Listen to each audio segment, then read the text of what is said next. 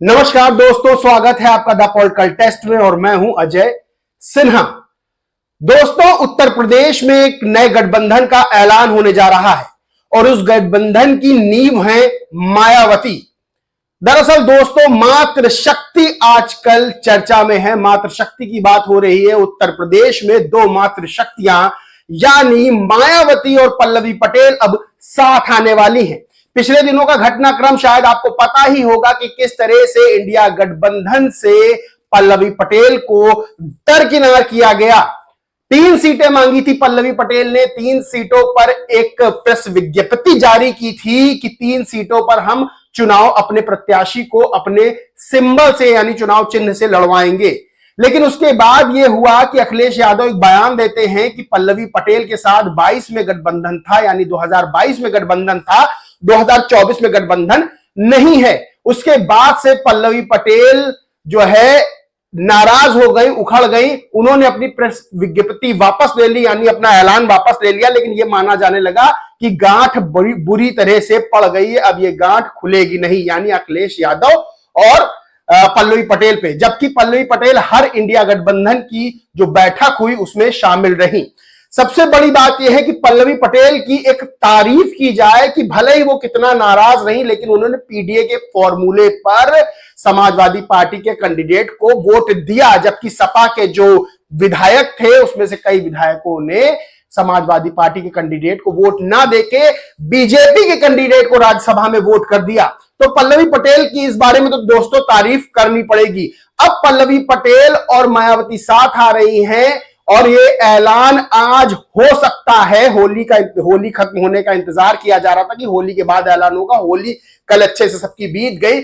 आज जो है ऐलान हो सकता है कि आज ये गठबंधन पर मुहर लग जाएगी और मायावती 2 सीटें, दोस्तों बड़ी खबर यह है कि 2 सीटें पल्लवी पटेल को देंगी।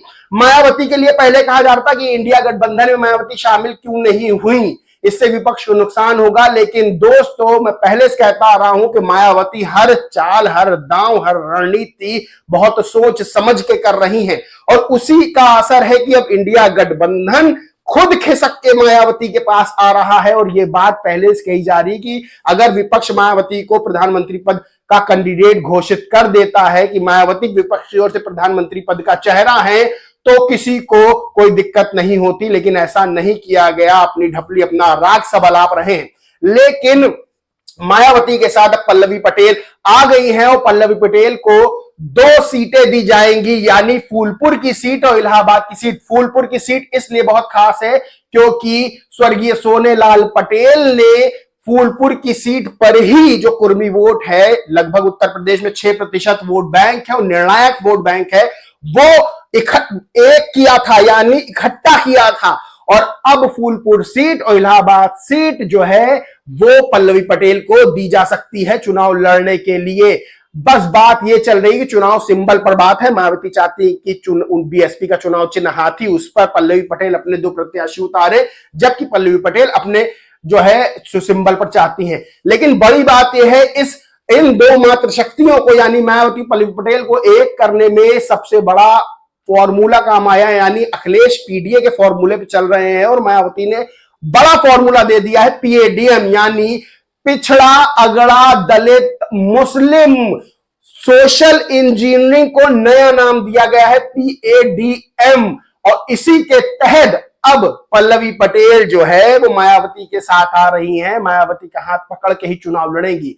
दोस्तों, चुनाव जैसे जैसे पास आते जा रहे हैं वैसे वैसे नए नए घटनाक्रम देखने को मिल रहे हैं और यकीन मानिए कि अभी बड़ा विपक्ष में बड़ा हेर फेर हो सकता है। यानी विपक्ष, ये माना जा रहा है कि विपक्ष ऐन मौके पर मायावती के नेतृत्व में चुनाव लड़ सकता है। दोस्तों, लड़ सकता है क्योंकि मायावती के पास इतना तगड़ा दलित वोट बैंक है जो छिटकता नहीं है मायावती से। मायावती एक हुंकार भरती हैं और कोई भी सभा स्थल नीले झंडों से भर जाता है। दोस्तों, ये आपको भी पता है और उत्तर प्रदेश की राजनीति का पिछले 3-4 दशकों से इतिहास रहा है कि मायावती की रैली की टक्कर आज भी कोई राजनीतिक दल नहीं ले पाया है। तो दोस्तों, ये बड़ी खबर है कि मायावती पल्लवी पटेल साथ आने वाली हैं। ऐलान आज हो सकता है या कल हो सकता है, लेकिन ऐलान ये निश्चित माना जा रहा है। कुछ चीजें हैं उन पर बात चल रही है और जल्दी PADM फॉर्मूले के तहत उत्तर प्रदेश में एक नया गठबंधन चुनाव लड़ेगा और एक बड़े वोट बैंक के साथ, जिसमें Dalit vote bank, Muslim vote bank, Kurmi vote bank और अगड़ा वोट बैंक भी, यानी बीजेपी की नींद उड़ा दी है मायावती ने अपनी रणनीति से, अपने दांव से।